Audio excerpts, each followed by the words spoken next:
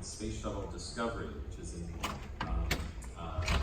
museum outside Washington, D.C. There's actually a perfectly good space shuttle here in Los Angeles, which would have been much more convenient to capture, but this is the one they were working on. But if anyone has any time on Friday or Saturday, go to the California Science Center and see Space Shuttle Endeavour. It's fantastic. This is Space Shuttle Discovery, and we actually got to go inside the space shuttle.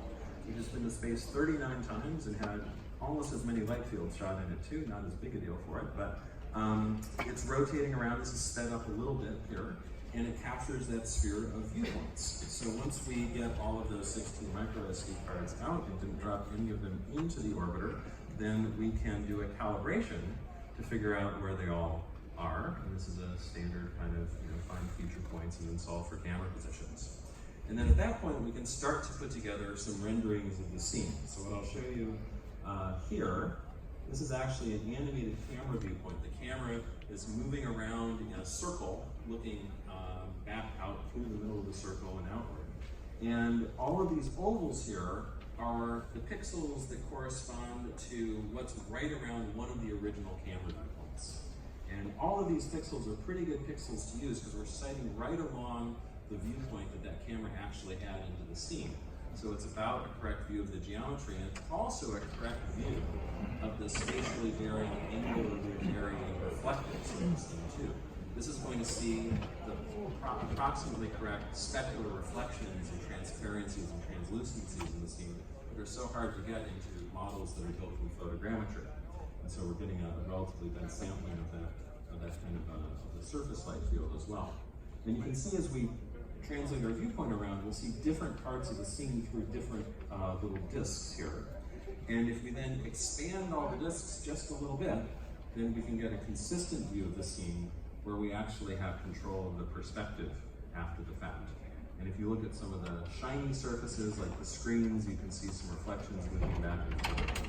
And all of the different things that the scene's made out of, the metal, the plastic, the fabrics, all of these have their own individual luster, and you can really get a sense that this thing is made out of what it's supposed to be made out of. They're not just a bunch of chalky texture maps that are stuck out.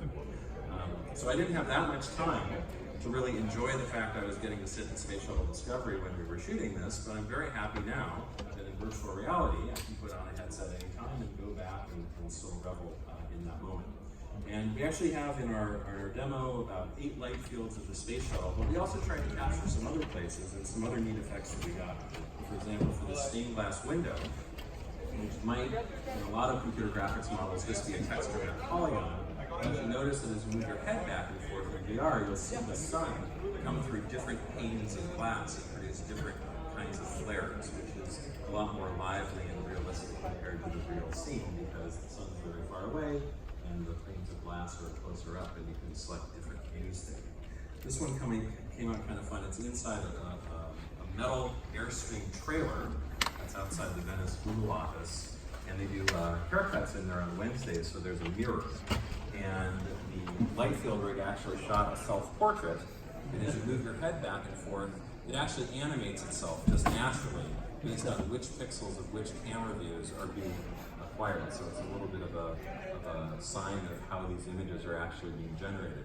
And there's all sorts of interesting reflections around this scene, not just mirror-like reflections, but kind of dull specular and anisotropic reflections, and those get represented in the light field pretty well. And we also tried to do this to a little bit of human portrait, where you can find friendly people who are willing to sit still for 15 or 30 seconds. The cameras can pass by, and you can get a light field. Some friendly folks like Sherry and Gonzalo. This is actually inside their house, which they decorated with lots of beautiful ceramic tiles and mirrors, which made a nice light field. In this case here, we actually asked them to follow the camera with their eyes as it moves back and forth.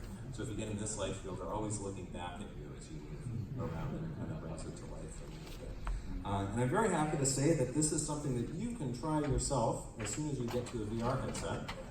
It is a free download on Steam VR, and it works on the Vive and the Rift and Windows Mixed Reality, and you get about 30 light fields worth of fun if you try that out. Now, in recent work, we've been looking at light field video.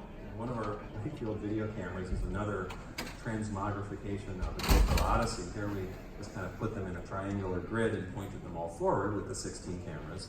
And for shooting video, because you kind of have to shoot the whole thing at the same time, there's a challenge as to how many cameras you really want to deal with, because every single view is going to have to be its own camera. And since you don't want to deal with 1,000 cameras, you probably are going to have better view interpolation techniques to generate views synthetically between the cameras in order to get the effect that you want. So we've been looking into view interpolation techniques as well, and one of them is going to be presented here at CVPR, and I'll briefly show a little bit of the video here. This is some work done by John Flynn and colleagues within the group. And the idea is that you have your 16 views, and they have a new way of solving what they call a multi-plane image that showed up originally at a SIGGRAPH 2018 paper on stereo magnification. But it actually uses deep learning to solve for a set of RGB alpha planes, maybe even 48 or 96 of them, that you stack up. And you solve for RGB alpha values on all of these planes that will then reproduce the appearance of the scene to all of the cameras, and with a couple of other constraints that you put on it, it'll actually reproduce the views quite nicely for views in between the cameras and even some degree of extrapolation. You can see it actually effectively computes something kind of similar to a depth map. And amazingly, at least to us at the time, it does pretty darn well on translucent surfaces, on reflective surfaces.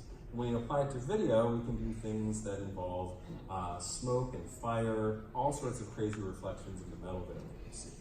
Here's another scene that the deep view synthesis worked pretty well on. There's actually a full-on volumetric effect going on with the steam happening there.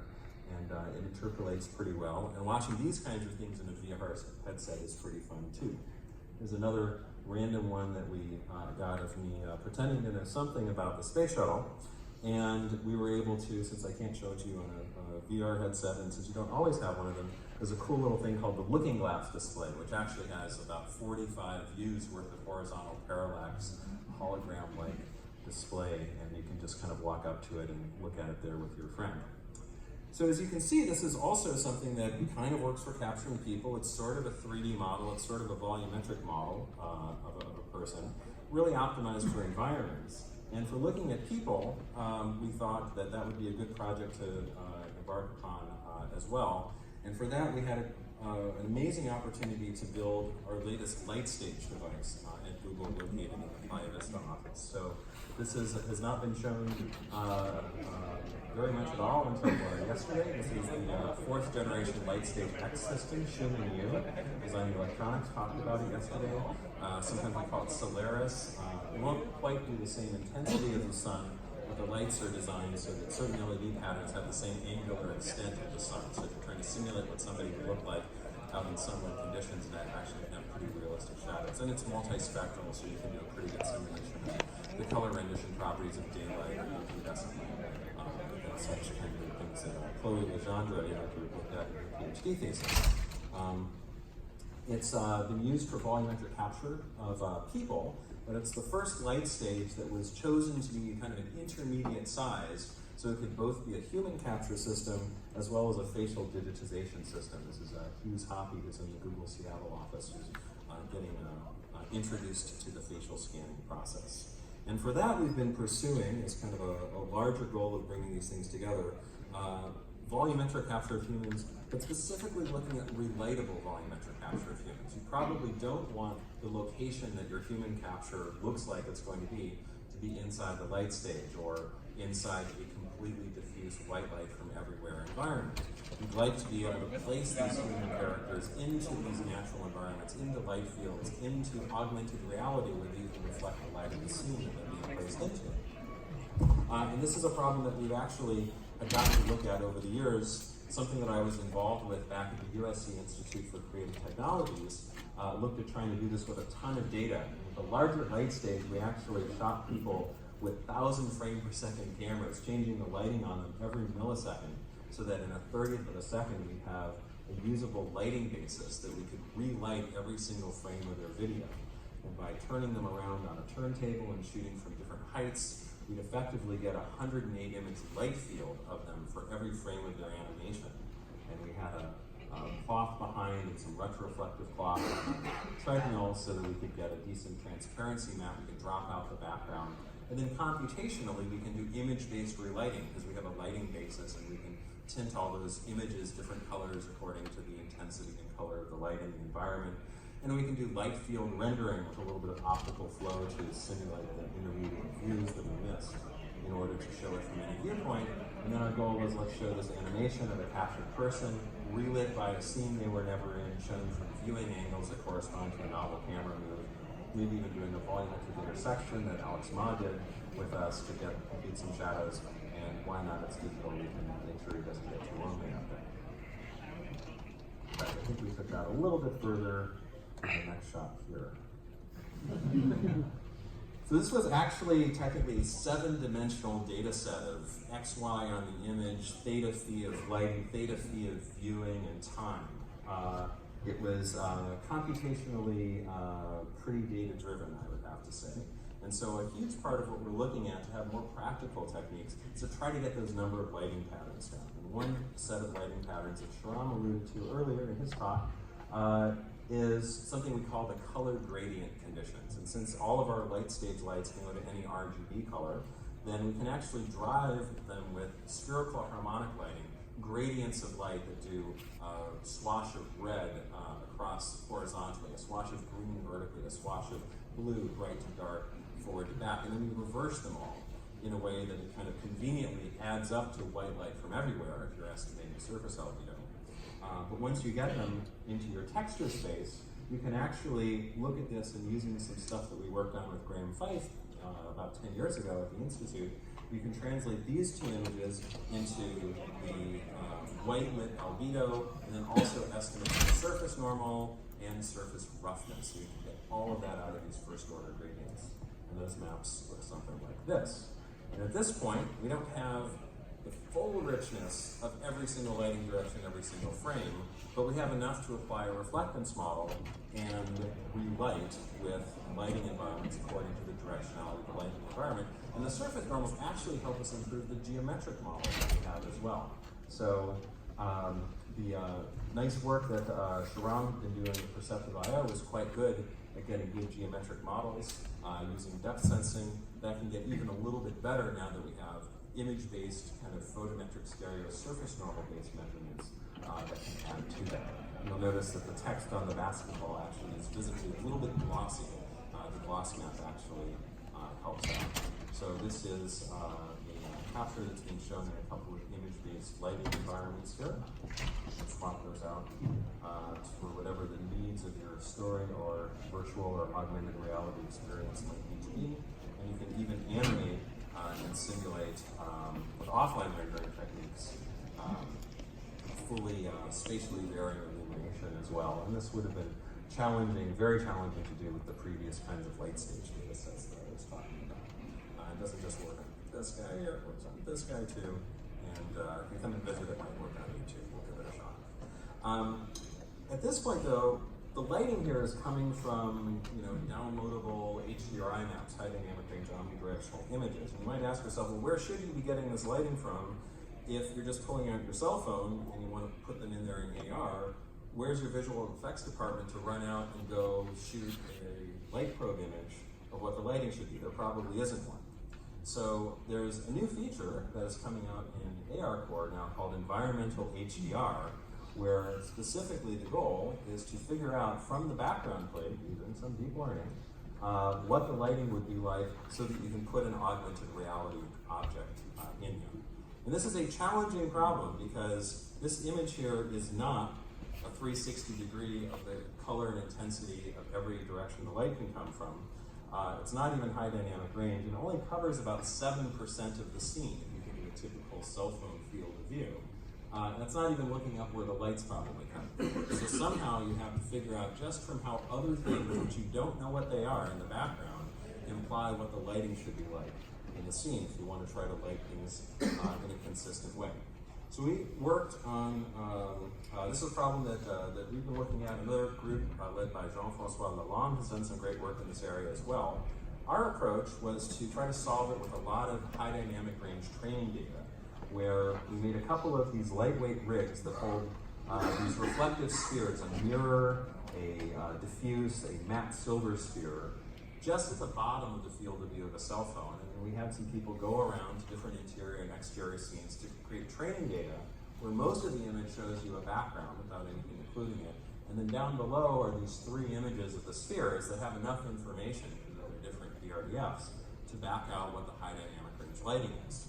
And then, in a paper that will be here at CVPR, Chloe Legendre et al., called Deep Light, also working with Alex Ma and Laurent Charbonnel, they came up with a deep network that just looks at the background and then regresses to what a plausible HDRI map would be. In the case of the mirror sphere, there's actually a GAN that's trying to create a lot of the high resolution reflections all around that would otherwise be hard to imagine just from the background. And the result is that you actually can place an AR object into the scene, and the lighting hopefully looks appropriate on it. And then even if you change the light, like turn off the light on one side of the room or turn it off on the other side of the room, then you will be able to see the lighting on the object adjust. There's another couple of examples here. There's a little Android fellow that's been added. You can see it's trying to estimate a light source direction to cast a shadow on there. And then this other example, on the right side of the screen, there's one mannequin is real and the other mannequin is added digitally. So if you go to the Google booth Thursday between 10 and 11 a.m., they'll be running a Deep Light demo on Pixel cell phones, and they will have a variety of objects, including some captures from the holodeck system to try to relight and see them integrate into the scene. And of course, you're wondering, well, so this is a good way of relighting some human captures with 2 of these special images with special colors. Can you do it if you just have a regular photo of the person under unconstrained lighting? I don't have time to go into it, but I would like to encourage you to go to the SIGGRAPH 2019 conference, which will be here in Los Angeles at the end of July. And there will be a paper with some of our collaborators from UCSD called Single Image Portrait Relighting. And if you have a selfie image, you can actually, through a deep network, figure out how it might look like in different lighting conditions than the one that was actually shot. And this is trained with a whole set of people going into the light stage, getting recorded under all 331 lighting directions that it can come from. Building a model of basically how light plays off of faces in a general sense, and then asking what its best guess is of what that face would look like under a different HDR lighting. So there are many collaborators who worked on all of this stuff here. I'd like to thank a few of them here. There's a couple of websites, and thank you very much for the opportunity to talk to you here at CVPR.